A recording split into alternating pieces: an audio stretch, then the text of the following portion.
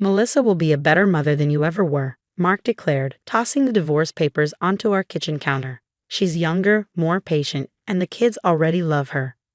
I stood there, gripping my coffee mug so hard my knuckles turned white, but my voice remained steady. Is that what you really think, Mark?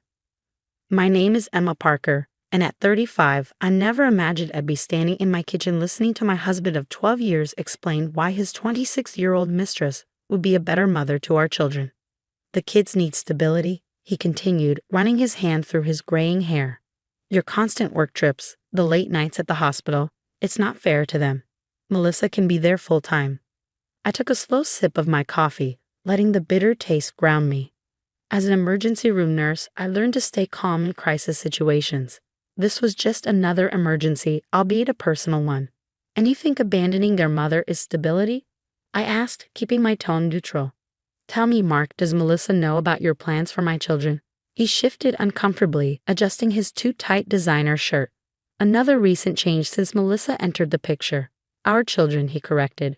And yes, she's excited about being their new mom. She's already looking at houses with better school districts. I set down my mug and pulled out my phone.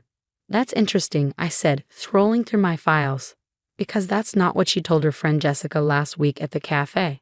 Mark's face flickered with uncertainty. What are you talking about? You see, Mark, when our daughter Emily came home 3 months ago talking about Daddy's special friend who bought her ice cream, I started paying attention. And when our son Tyler mentioned that Melissa promised him a new gaming system if he kept their mall trips a secret, I started recording. I pressed play on my phone, and Melissa's voice filled our kitchen. God, no, I don't want his kids. They're so annoying, especially the little one. But Mark's loaded, and once we're married, I'll convince him to send them to boarding school or something. His wife's too busy saving lives or whatever to fight for custody. Mark's face drained of color. That's not real. You're making this up. I played another recording. Yeah, babe, Emma works tonight, Mark's voice this time. We can use the house. The kids are at my mother's. No, don't worry about them. Once the divorce is final, we'll figure something out. You won't have to deal with them much, I promise. There's more, I said calmly, watching his facade crumble. Like your conversation about using my work schedule against me in custody proceedings. Or Melissa's detailed plans for spending my children's college funds on her lifestyle business. Would you like to hear those too?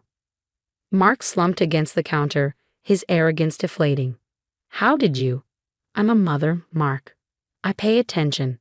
And while you were busy planning your new life with Melissa, I was protecting our children.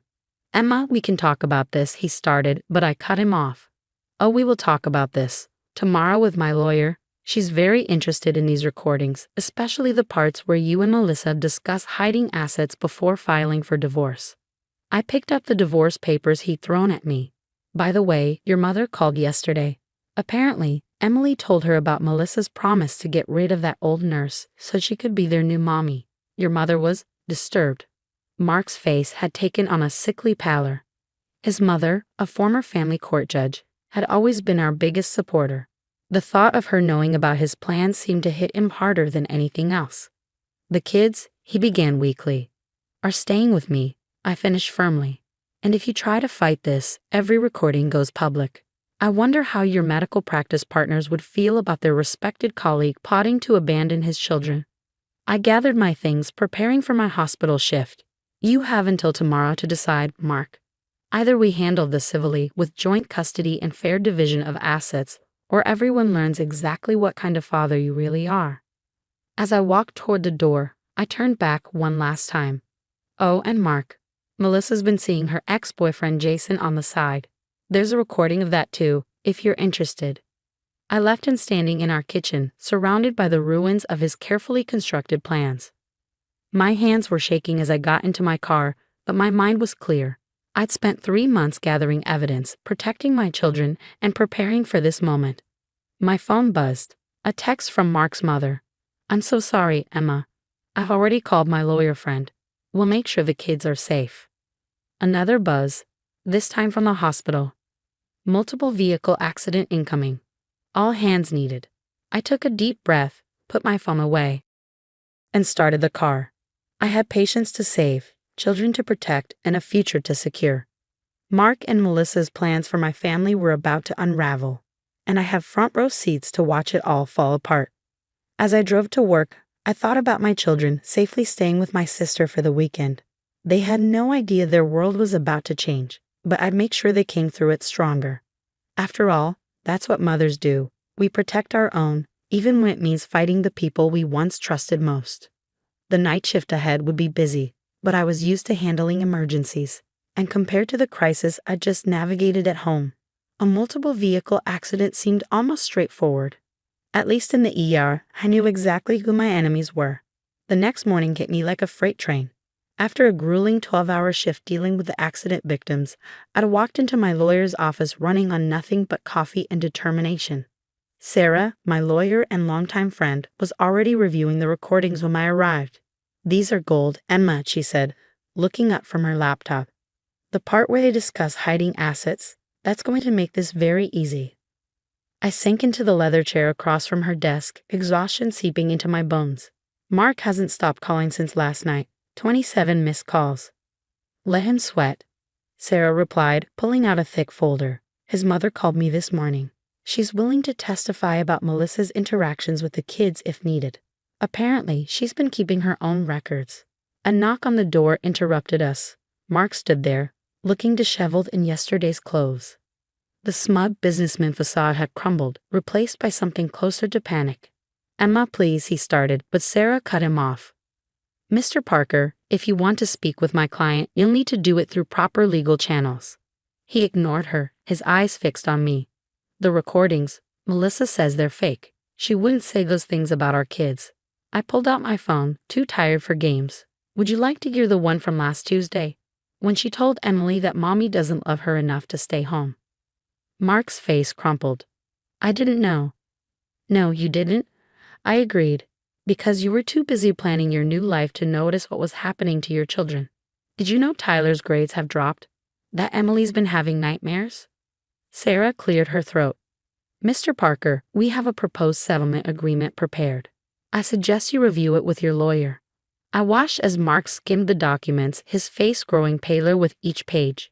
Joint custody, but primary physical custody would be mine. The house would stay in my name. The children's college funds would be placed in a protected trust. "This is everything," he whispered. "You're taking everything." "No, Mark," I corrected him. "I'm protecting everything. Our children, their future, their stability. The things you were willing to sacrifice for Melissa." His phone buzzed.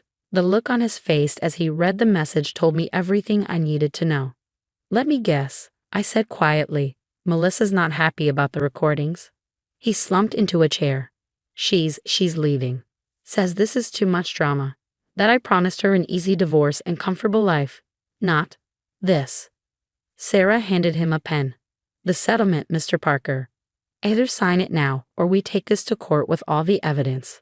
As he reached for the pen, another knock echoed through the office. This time, it was Mark's mother, Patricia, her silver hair immaculate as always, her expression carved from stone. "I thought I'd find you here," she said to Mark. "The hospital board would like to speak with you. Something about ethical concerns regarding your recent behavior?" Mark's head snapped up. "Mom, you didn't." "I didn't have to," Patricia cut in. "Emily told her pediatrician about Melissa's promises and threats. The doctor, being a mandated reporter, felt obligated to inform the relevant parties." I watched as the last pieces of Mark's world crumbled around him. His carefully constructed plans, his dreams of a fresh start with Melissa, his reputation, all of it falling apart in this small office. He signed the papers without another word. As he stood to leave, Patricia blocked his path. "One more thing," she said, her voice ice cold. "I've spoken with Emily's therapist. We've documented every interaction between Melissa and the children. If either of you come near them without proper supervision, the recordings won't be your only problem." After they left, I finally let the tears come. Sarah pushed a box of tissues across her desk, giving me a moment to collect myself. "You did good, Emma," she said softly. "The kids are safe. That's what matters." My phone buzzed with a text from my sister. "Kids are asking about pancakes for dinner. Coming home soon." Through my tears, I smiled. Pancakes for dinner, our family's traditional comfort food. Tonight, we need it. Just one more thing, Sarah said as I gathered my things. The hospital board, they're not just concerned about Mark. They're impressed with how you handled everything while maintaining your professional responsibilities. The head nurse mentioned something about a promotion. I paused at the door, thinking about the future stretching out before us. It wouldn't be easy. Divorce never is, especially with children involved. But we would face it together, my children and I, with pancakes for dinner and the truth as our shield. First pancakes, I said. Then we'll talk about the future.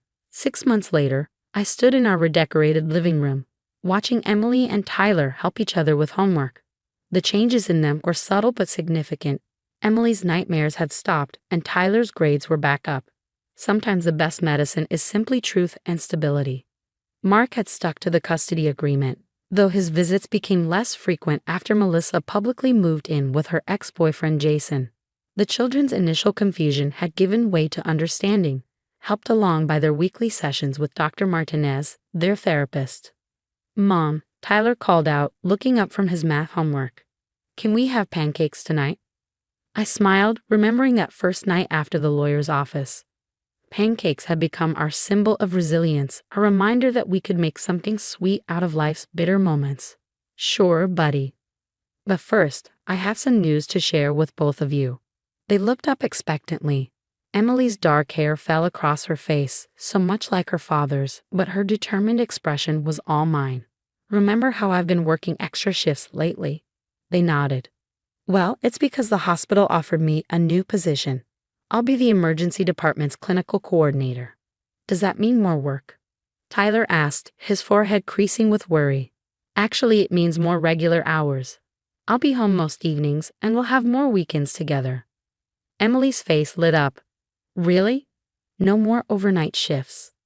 "Very few," I promised, "and Aunt Jessica will still help out when needed."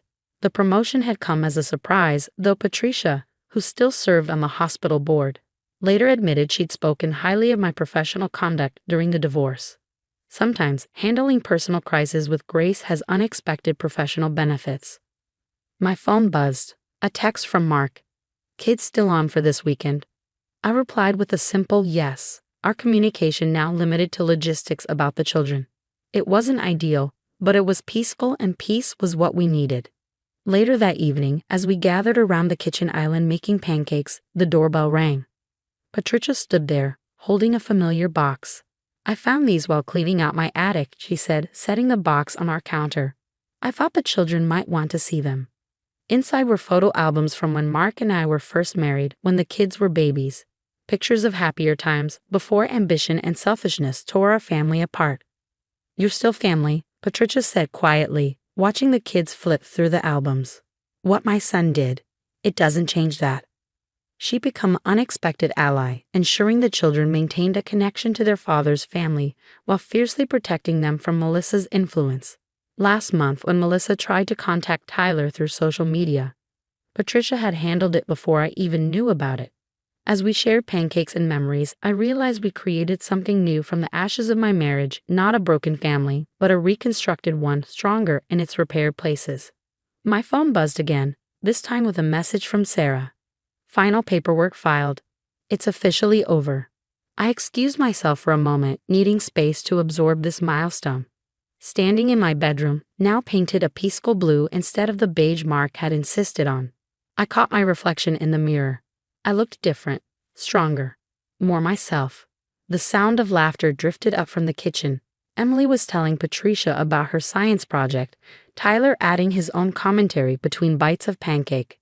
This was our reality now, and it was a good one. I rejoined them, sliding back into my seat as Tyler began explaining his latest video game strategy to his grandmother. Patricia caught my eye and smiled, a look of understanding passing between us. "More pancakes, Mom?" Emily asked, holding up the spatula. "Yes," I said, watching my daughter carefully flip the pancake, her tongue sticking out in concentration. "I'd love some." Life wasn't perfect. It never is. But as I sat there with my children and their grandmother, sharing pancakes and planning weekend adventures, I knew we'd found our way to something better than perfect. We'd found our truth, our strength, and most importantly, our peace. Sometimes the best revenge isn't about getting even, it's about getting better. Mark and Melissa could have their drama and schemes. We had pancakes, homework, and love. In the end, we got the better deal.